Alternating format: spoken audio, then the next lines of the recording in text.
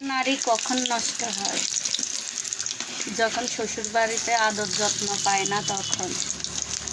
যার স্বামী যখন পরকীয়ায় লিপ্ত হয় তখন। একটা মেয়ে কখন বাইরের সম্পর্ক গড়ে তোলে, পরকীয়ায় লিপ্ত হয় বলেন? নিশ্চয়ই স্বামীর কাছে শান্তি পাচ্ছে না, শ্বশুর শাশুড়ির কাছে শান্তি পাচ্ছে না, এই জন্য বাইরে একটা সম্পর্ক গড়ে তোলে।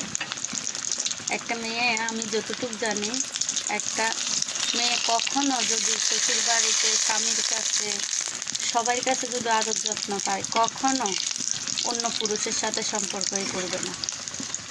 এটা আমার অভিজ্ঞতার থেকে আমি বলতে পারি। যেতটুকু অভিজ্ঞতা আছে অতটুক থেকে বললাম। মেয়েরা অবহেলা না পাইলে পরপুরুষের সাথে কখনো লিপ্ত হয় না।